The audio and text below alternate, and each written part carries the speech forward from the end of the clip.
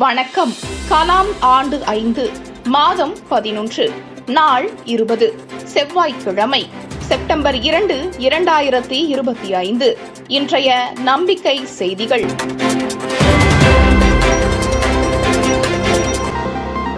மாணிக்க மாணவர் தரிசனத்தை தொடர்ந்து திருநெல்வேலி மாவட்டம் கல்லூர் அரசு மேல்நிலைப் பள்ளியில் அறிவின் அருவி.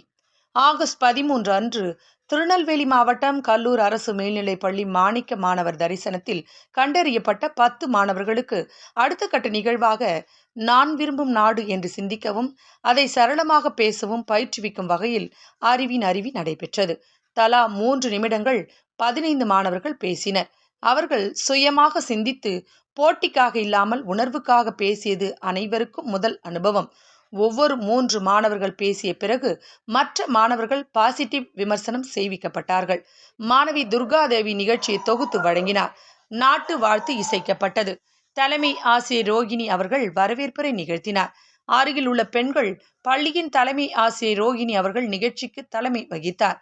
தமிழ் ஆசிரியை நாகரத்தினம் மாணவர்களுக்காக அர்ப்பணிப்புடன் செயல்பட்டு வருவதால் அவர்களுக்கு வழிகாட்டி பரிசு வழங்கப்பட்டது. பாலு ஐயா அவர்கள் அறிவின் அருவி நிகழ்ச்சி பற்றி அறிமுகம் செய்து வைத்தார். தூத்துக்குடி மாவட்ட பொறுப்பாளர் சோமசுந்தரம் அவர்களின் உரையும் அவரது துணைவியார் ராஜலட்சுமி அம்மா அவர்களின் விமர்சனமும் குறிப்பிடத்தக்கது. நிறைவில் நாட்டு வாழ்த்துக்கு முன்பாக பசுபதி மகிழ்ச்சி உரை ஆற்றினார். நம்பிக்கை செய்திகளுக்காக புதுச்சேரியிலிருந்து ஜூலிதாஸ். தூத்துக்குடி NTPL நிறுவனத்தின் அதிகாரிகளுக்கு மத்தியில் நல்லோர் வட்டம் அறிமுகம். செப்டம்பர் 1 இரவு 8 மணிக்கு தூத்துக்குடி NTPL விருந்தினர் மாளிகையில் NTPL CEO அனந்தராமானுஜம் அவர்களுடன் 15 அதிகாரிகள் கலந்து கொண்ட நல்லோர் வட்ட அறிமுக நிகழ்ச்சி நடைபெற்றது. இந்த அறிக்கை சந்திப்பிற்கு நல்லோர் வட்டத்தின் தூத்துக்குடி மாவட்ட பொறுப்பாளர் சோமசுந்தரம் அவர்களின் வேண்டுகோளுக்கு இணங்க விஷ்ணுகுமார் ஏற்பாடு செய்திருந்தார். திரு சோமசுந்தரம் அவர்கள் தொடக்கத்தில் திரு பாலு அவர்களை அறிமுகம் செய்து வைத்தார். நல்லோர் வட்டம் பற்றி முழுமையாக விளக்கப்பட்டது. அடுத்து கேள்வி பதில். அதனைத் தொடர்ந்து CEO உட்பட நிறுவனத்திலிருந்து 11 நபர்கள் கலாம் ஆண்டு 6 புத்தாண்டு விழாவில் கலந்து கொள்ள வேண்டும் என்று வேண்டுகோள் வைக்கப்பட்டதாக இதில் கலந்து கொண்ட நெல்லை மாவட்ட பொறுப்பாளர் பசுபதி தெரிவித்தார். நம்பிக்கை செய்திகளுக்காக சேலத்திலிருந்து சி. ஹரிஸ்வேதா. இல்லம் தேடி உள்ளம் நாடி மதுரையில் கிராமக்களம்.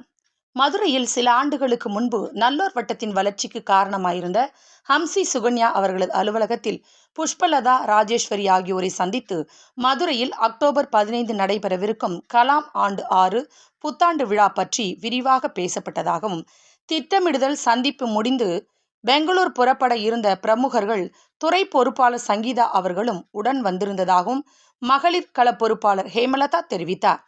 அதனைத் தொடர்ந்து பார்வதி அவர்கள் இல்லத்தில் நடைபெற்ற சந்திப்பில் மதுரை மாவட்டத்திற்கான மகளிர் களத்தில் அம்சி சுகன்யா விளையாட்டுத்துறை, புஷ்பலதா கலைகள் துறை, ராஜேஸ்வரி மகளிர் தற்காப்பு துறை, பார்வதி இல்லத்தரசிகள் துறை, சிவகாமி தொழில் முனைவோர் துறை பொறுப்பேற்றுக் கொள்வதற்காக தெரிவித்துள்ளதாகவும், கலாம் ஆண்டு 6க்கான பணிகளில் பொறுப்பேற்றுக் கொள்வதற்காக ஆர்வம் காட்டியதாக ஹேமலதா தெரிவித்தார். நம்பிக்கை செய்திகளுக்காக புதுச்சேரியிலிருந்து ஜூலிதாஸ். இல்லம் தேடி உள்ளம் நாடி திருச்செந்தூரில். தூத்துக்குடி மாவட்டம் திருச்செந்தூரில் பேராசிரியர்கள் தர்மபெருமாள், அவரது மனைவி பேராசிரியர் செண்பகதேவி ஆகியவர்களை சந்தித்து சமுதாயத்தின் இன்றைய நிலை, நல்லோர் வட்டத்தின் தீர்வு பற்றி விளக்கப்பட்டது. அதற்கு முன்னதாக ஏரல் இரட்டை திருப்பதி அருகில் TVS சீனிவாசன் சேவை அறக்கட்டளையின் திட்ட மேலாளர் திரு பரமசிவம் அவர்களை சந்தித்து அறக்கட்டளையின் கிராம மேம்பாடு, கல்வி வளர்ச்சி திட்டங்கள் பற்றி அறிய முடிந்ததாகவும், இத்திட்டங்களுக்கு நல்லோர் வட்டம் துணை புரிய முடியும் என்று தெரிவித்ததாக தூத்துக்குடி மாவட்ட பொறுப்பாளர் திரு சோமசுந்தரம் தெரிவித்தார். உடன் நெல்லை மாவட்ட பொறுப்பாளர் திரு பசுபதி மற்றும் திரு பாலு அவர்கள் உடனிருந்தனர் என்பது குறிப்பிடத்தக்கது. நம்பிக்கை செய்திகளுக்காக சென்னையிலிருந்து தயாநிதி. இத்துடன் இன்றைய நம்பிக்கை செய்திகள் நிறைவடைந்தன.